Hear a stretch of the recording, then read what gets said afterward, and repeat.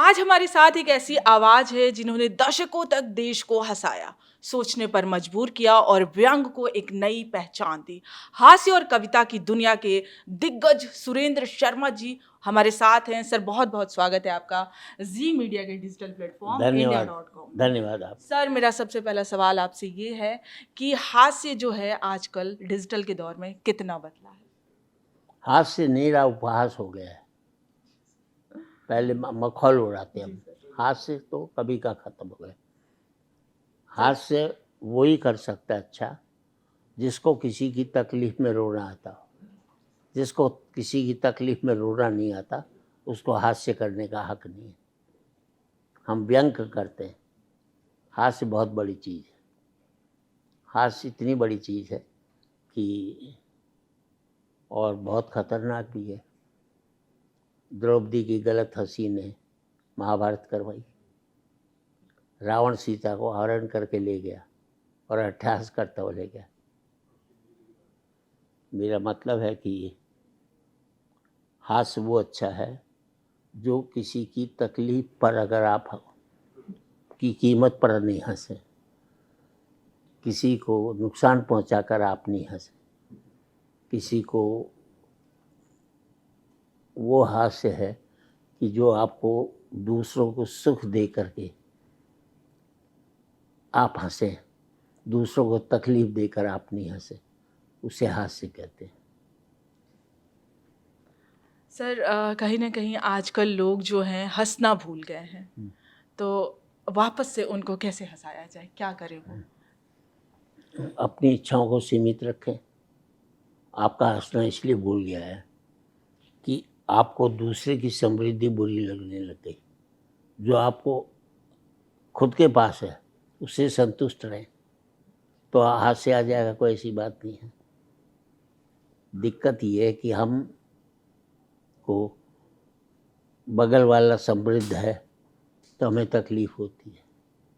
और मेरा मानना है बस एक काम करो, जो आप बच्चों के लिए कर रहे हो वो आपका फर्ज है। जो बच्चे आपके लिए करें वो उनका एहसान है। सारे दुख एक्सपेक्टेशन के, एक्सपेक्टेशन छोड़ दो। You are most happiest person in the world. Sir, आप कहते हैं कि महिलाओं की वजह से युद्ध हुआ है, लेकिन आजकल महिलाएं खुद ही युद्ध लड़ रही हैं। पतियां डरने लगे हैं। वो एक जनरल नहीं बात माननी चाहिए।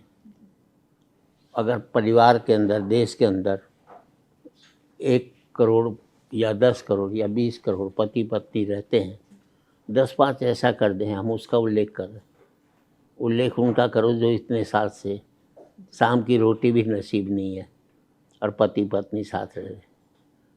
कुछ गलत लोगों को एग्जाम्पल नहीं माना जा सकता।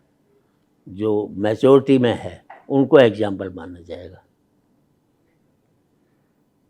सर, आप कहते हैं कि लोग भगवान को नहीं चाहते, भगवान से चाहते हैं।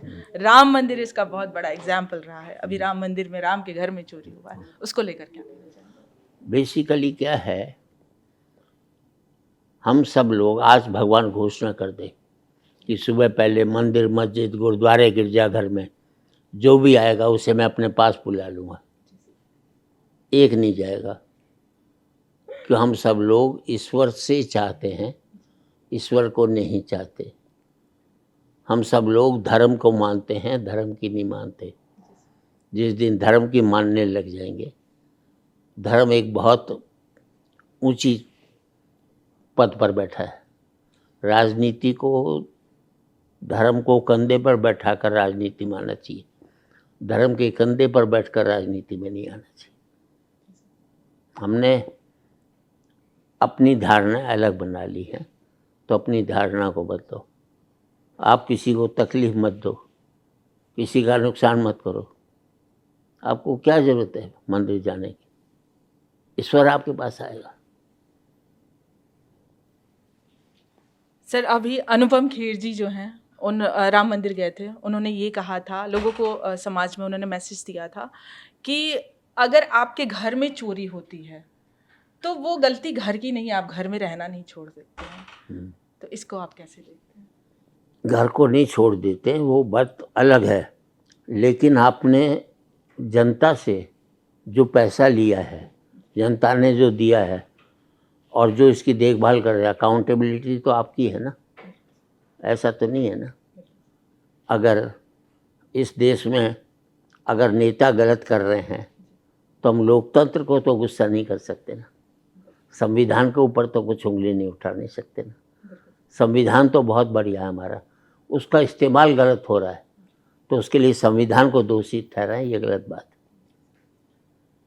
सर, आप कहते हैं कि मैं भागता नहीं हूँ, दौड़ता नहीं हूँ, मैं कार से चलता हूँ, लेकिन सरकार ने कार में जो है पेट्रोल में मिलावट कर दिया है, एथेनॉल मिला दिया है, इसको कैसे देखते हैं आप? मेरा मानना है कि सरकार को कोई भी कदम उठाए उससे पहले सोचना चाहिए, और नहीं सोचे तो उठाने के बाद सोचना चाहिए कि उन्होंने गलत किया। करोड़ों लोगों के साथ खिलवाड़ नहीं करना चाहिए।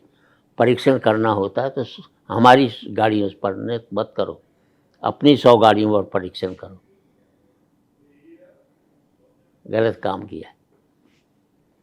हमारे साथ थे सुरेंद्र शर्मा सर जी। सर, हमारे साथ जुड़ने के लिए बहुत बहुत धन्यवाद। धन्यवाद। आप बने रहिए India.com के साथ।